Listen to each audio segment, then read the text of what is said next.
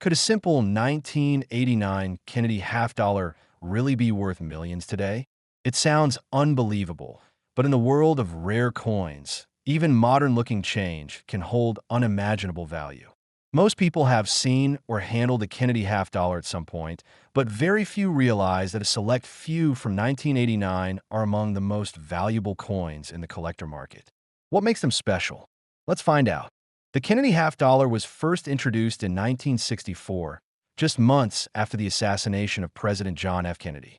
It quickly became one of the most iconic coins in American history. By 1989, these coins were being mass-produced, with millions minted in Philadelphia and Denver. For most, the 1989 half dollar is just another coin, but hidden among the common ones are rare versions that can fetch thousands, and in some extreme cases, even approach million-dollar valuations. So what could make a simple 50-cent coin so valuable? A few important factors. First, minting errors. Coins that leave the U.S. Mint with flaws, like being struck off-center, having double images, or being minted on the wrong metal planchet, are incredibly rare and sought after. Second, proof coins. These are high-detail coins originally made for collectors, and while they usually stay out of circulation, some escape into the wild. If a proof coin has an error, its value can skyrocket. Now let's talk about real examples. 1989 D. Kennedy half dollar in mint state condition, graded MS 67 or better, sold for more than $5,000 at auction. That's because extremely few examples survived in such perfect condition. A 1989 S-proof coin, especially one with a double die error, can sell for $10,000 or more, depending on how rare and visible the error is. But the most incredible cases involve coins struck on the wrong planchet entirely. For instance, a Kennedy half dollar accidentally struck on a quarter or foreign coin planchet has sold for as much as $50,000. And then there are rumors, though still unconfirmed, of experimental pieces from 1989, like a Kennedy half dollar struck in gold or other rare metals. If one of those ever surfaces and is authenticated, it could easily be worth over $1 million. So how do you know if a 1989 half dollar is just pocket change or a jackpot? First, look for the mint mark. A D means it came from Denver, no mint mark means Philadelphia, and an S means it's approved from San Francisco. Check the coin's surface carefully. If the design looks extra sharp, like it's frosted or mirror-like, it might be a proof coin. Look for doubling in the letters or numbers. If the image seems off-center or if something looks different about the shape or color of the coin, it could be a valuable error. Also, weigh the coin. A standard Kennedy half dollar should weigh about 11.34 grams. If your coin is noticeably lighter or heavier, it may have been struck on the wrong type of metal. If you think you found something special, don't clean it. Cleaning a coin can destroy its value. Handle it by the edges or with gloves, and take it to a coin expert or professional grading company like PCGS or NGC. Getting your coin officially graded is one of the best ways to find out its true value. Every day, coins like these show up in old drawers, inherited collections, or even pocket change. Most people toss them aside, not realizing they could be holding a treasure. So check your coins. You could be sitting on a piece of American history worth far more than 50 cents. And who knows? That 1989 Kennedy half dollar in your pocket might just make you a millionaire. Shifting our focus to the 1974 Kennedy half dollar brings us into a year marked by transition and experimentation at the U.S. Mint. While the broader economy wrestled with inflation pressures and the aftermath of the oil crisis, coin collectors noted that production strategies at Philadelphia and Denver took unexpected turns. In 1974, neither facility struck half dollars for general circulation, a decision driven by low public demand for the larger denomination. Instead, all business strike 1974 halves were minted solely for inclusion in state quarters presentation sets, a move that immediately rendered ordinary roll finds impossible. That rarity in origination fact alone pumps adrenaline through seasoned collectors' veins. Unlike other years where millions flooded tills, the 1974 issue entered the hobby in measured doses. Those presentation strikes share the familiar copper-nickel-clad composition introduced a few years earlier, but their finish and quality reflect a quasi-proof-like attention to detail. Every obverse bears Gilroy Roberts's dignified bust of Kennedy, with the date prominently placed beneath the truncation of his shoulder. Denver proofs, marked with a small d on the obverse, came with mirror-like fields and frosted devices, while Philadelphia pieces lack a mint mark but maintain the same deluxe visuals. Identifying a genuine 1974 business strike requires checking for remnants of the original deluxe mint set packaging, subtle planchet polish lines that run parallel to Kennedy's cheek, and a slight sheen more muted than an official proof, yet far sharper than typical business strikes of neighboring years. Collectors hunting for errors in the 1974 run often zero in on die clashes and planchet laminations. One standout variety shows faint impressions of reverse elements, such as the eagle's wing feathers, ghosted onto Kennedy's shoulder, a clash born when the obverse die struck without a planchet in place, then carried those marks forward into subsequent strikes. Examples graded $58 to MS-60 with prominent clash lines have traded between $75 and $150, dwarfing the mere $2 to $4 value of a flawless MS-60 without any anomalies. Lamination issues, in contrast, yield tiny flakes where alloy separation exposes copper layers beneath the nickel surface. Although once dismissed as post-mint damage, laminated 1974 halves in high grade now command a 20 to 30% premium when authenticated by major grading services. Market records underscore the year's quirky scarcity. Standard MS-65 specimens, rare by comparison to more abundant dates, tend to sell for $50 to $75, whereas MS-66 examples push into the $150 to $200 bracket. For proof-like strikes, PR-65 qualities fetch around $20 to $30, but PR-67 deep cameo proofs accomplish the remarkable feat of commanding $1,200 to $1,500 at auction. One record-setting sale in early 2025 saw a PR-68 DCM piece cross the block at $3,500, a watershed moment that underscored how the 1974's low mintage for circulation-like coins magnifies collector competition. Exploring stories behind specific finds adds texture to the year's narrative. A Virginia collector in 2010 discovered a rare, angled clip error where a planchet feeder slip clipped a precise triangular section at the rim, nestled within an old mint set he purchased as a child. That coin, graded MS-61 CPL, clipped planchet, fetched $1,100 at a 2022 error coin convention. Another tale involves a retired mint worker who, in frustration over equipment breakdowns, pocketed several off-center trial strikes before 1974 production began. Nearly half a dozen of those eccentric pieces have surfaced sporadically, often commanding prices upwards of $5,000 due to their unofficial status and dramatic off-center scoops. Condition remains a critical driver of value, and here the 1974 issue flexes unique muscles. In circulated grades, AG3 through $58, finding any half dollar from this date is an achievement, since banks rarely saw these coins in standard rolls. And $55 example, showing light wear on Kennedy's hairline but full rims and clear devices, can trade for $25 to $40, thanks to its relative scarcity. In the lower circulated grades, collectors prize pieces with original mint luster peeking through wear, often boosting prices by 10 to 15% over uniformly dull coins. Uncirculated quality strikes reveal further gradations of desirability. MS-63 coins, with minor handling marks but robust cartwheel effects, fetch between $15 and $25.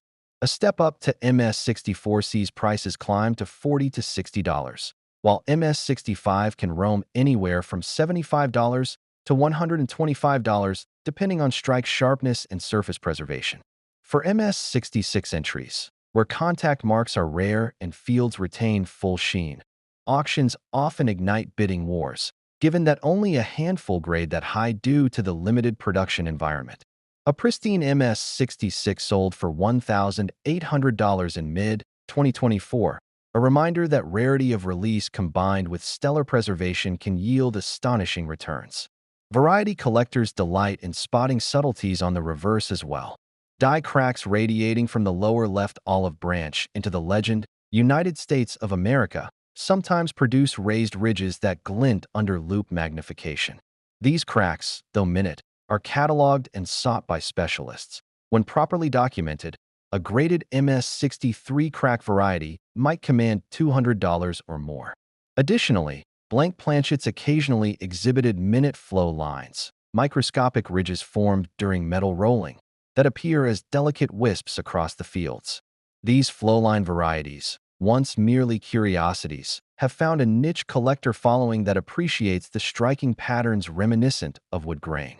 Transitioning from physical quirks to emotional resonance, the 1974 half-dollar embodies a turning point in Kennedy coinage. After a decade of silver transitions, proof production changes, and fluctuating mintages, this issue represents the mint's acknowledgement that half-dollars had become more collector fare than everyday change. In that sense, every 1974 half-dollar carries the weight of an era's shifting numismatic priorities, making each piece a living artifact of policy decisions and hobbyist tastes. Authenticity checks take on extra importance here. Without large-scale circulation rolls to compare, counterfeiters can easily mimic the 1974's subtle proof-like features. Always look for the telltale remnants of original mint set packaging. So now let's journey back to the very start of the clad Kennedy half era, 1971, a year when the mint said goodbye to 90% silver and ushered in a brand new copper-nickel blend still familiar today. For decades, half-dollars had been a stable mix of silver and copper, so the switch produced plenty of chatter among collectors and everyday spenders alike. That first run of copper-nickel Kennedy halves was destined more for pocket change than hoarding, yet a surprising number of those early strikes survived in high grades, spawning an entire niche of enthusiasts who chased the sharpest 1971 specimens. When the first 1971 halves rolled off the presses in Philadelphia and Denver, they bore the same elegant Kennedy portrait sculpted by Gilroy Roberts and the proud eagle reverse by Frank Gasparo. But what stirred the most interest was the planchet itself. A sandwich of pure copper at the core, clad in nickel on each face, giving a gentle silvery sheen but none of the heft or coloration of the old 90% silver issues. At launch, that distinction meant most people barely noticed the change. The coins dropped into circulation alongside older silver pieces and were quickly swallowed by tills and pocket change jars nationwide. Official mintage figures reflect this heavy production. Roughly 121 million from Philadelphia and 150 million from Denver. Numbers so large that, at first glance, you'd think none would ever command attention. Yet, as with many first-year issues, the devil lurks in the details. For starters, collectors prize the very earliest strikes from Philadelphia's dated D mint mark variety, stamped right at the beginning of the 1971 run. These often feature slightly raised rims and extra crisp strike detail, especially on Kennedy's hair and the eagle's feathers. In uncirculated grades, those coins command a premium. While a generic MS-63 half might go for $3 or $4, an ECM, early clad mint, specimen graded MS-64 Plus can reach $15 to $20. One notable auction in late 2023 saw a PCGS MS-65 ECM claw its way up to $45, thanks to razor-sharp rims and bold, reflective fields. Even more intriguing are the double-die obverse coins from both mints.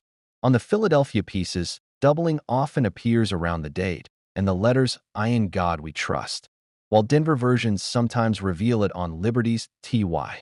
Unlike later years where die polishing became routine, those 1971 double dies were left in service longer, meaning more coins exhibit subtle or pronounced twin lines.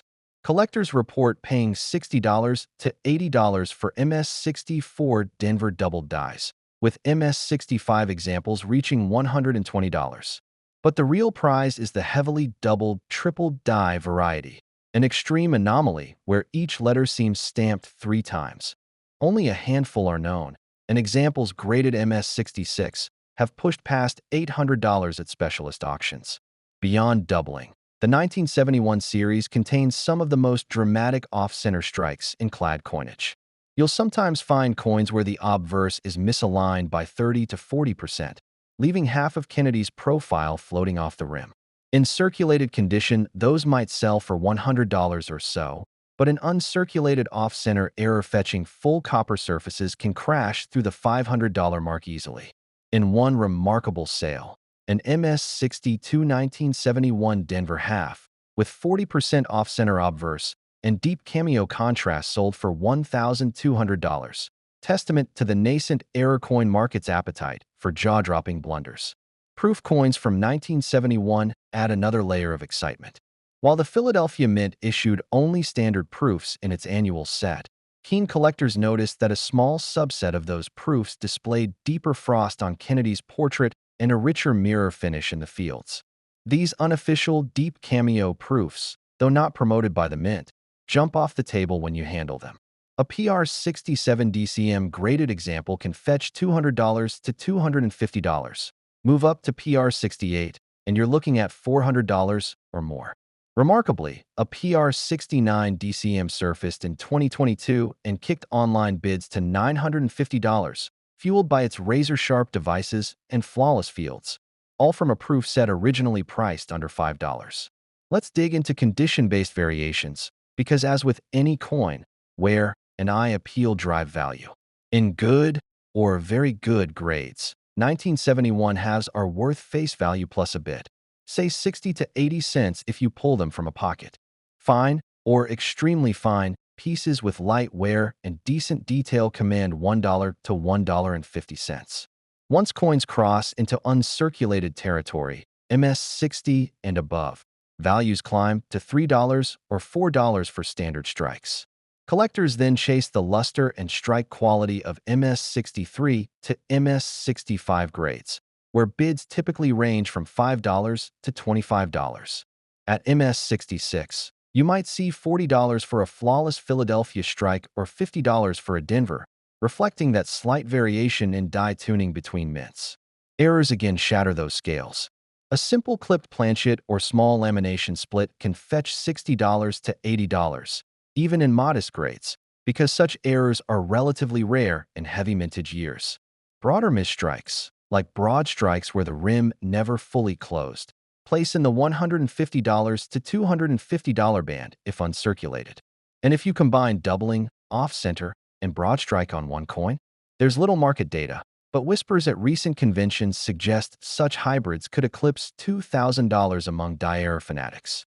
Every collector loves a great backstory, so here's one for the books. In 2018, a high school student in Texas withdrew a handful of half-dollars from his grandmother's old coin purse and noticed one looked unusually bright and crisp.